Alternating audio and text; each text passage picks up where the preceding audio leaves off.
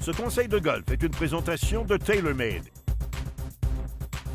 Si vous voulez progresser au golf, que vous soyez un joueur débutant ou avancé, il est important d'apprendre et mémoriser les bonnes positions de notre corps si vous voulez réussir tous les coups de golf. Aujourd'hui, on va travailler sans balle. On pourrait travailler ici au terrain d'exercice ou même à la maison. L'idée, c'est d'apprendre, de mémoriser les bonnes positions et les bonnes sensations de notre corps avant de se retrouver avec une balle. Il y a deux types d'erreurs que je vois souvent lors du démarrage de notre élan. La première, c'est lorsque je vois le golfeur qui va glisser ses hanches dans le même sens que ses bras. Un peu comme ceci au démarrage.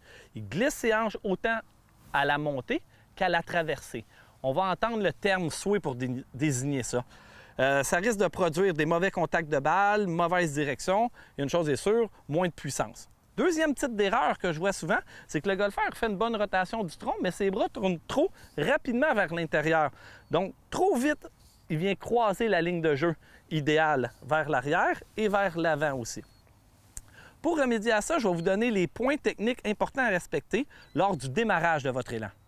Dans l'élan de golf, que vous soyez au démarrage ou lors de la traversée, vous devez éviter de faire des élans dans une seule direction. Pendant que les hanches s'effacent vers l'arrière et vers le haut, les bras, eux, doivent évoluer de façon plus rectiligne en suivant davantage la ligne de jeu. Maintenant que vous avez bien ressenti ce qui se passe au moment du démarrage et lors de la traversée, notre prochain exercice sera plus pour sentir ce que notre corps et nos bras vont faire tout au long de l'élan. Pour ce faire, placez votre main droite sous votre avant-bras gauche, les deux dos de main collés ensemble.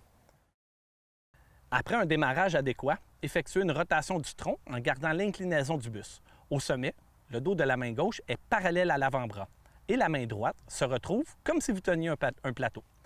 Terminez avec les deux mains au-dessus de l'épaule et l'angle du poignet droit maintenu. Vous pouvez faire cet exercice en 4 temps et même à un niveau supérieur, placez vos deux paumes de main face à face et allez-y en comptant les 4 temps.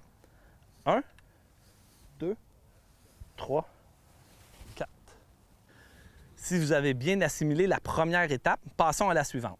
Pour la deuxième étape, nous allons mettre nos bras en croix sur notre bus et prendre notre position d'adresse. L'idée est de bien ressentir la dissociation entre le haut et le bas du corps. Au sommet de la montée, le haut du corps est très tourné et les hanches beaucoup moins. Au début de la descente, c'est le bas du corps qui a déclenché la motion, tandis que le haut du corps a très peu tourné. Il est même orienté à droite de la balle. Après avoir ressenti le bon fonctionnement du corps, je vous propose d'intégrer un bâton. Vous allez connecter votre bâton à votre nombril. L'important, c'est de ressentir la connexion du bâton et de votre corps tout le long de l'élan. Au démarrage, le bâton reste connecté au nombril. Au sommet, les épaules ont bien tourné et les mains sont au-dessus de l'épaule. Replacez le bâton parallèle à la ligne de jeu grâce à l'action du bas du corps. À l'impact, dégagez les hanches pour permettre au bout du bâton de retrouver le contact avec le nombril. À la fin de l'élan, le bâton termine au-dessus de l'épaule gauche et le poids du corps sur la jambe avant. Ce qu'on vient de faire durant cet éducatif, c'est d'apprendre et mémoriser les bonnes positions et les bonnes sensations. C'est de cette manière que vous allez pouvoir analyser la rétroaction que votre corps va vous donner et que vous allez pouvoir progresser. Donc, que vous soyez un joueur débutant ou avancé, n'hésitez surtout pas à répéter souvent pour votre apprentissage.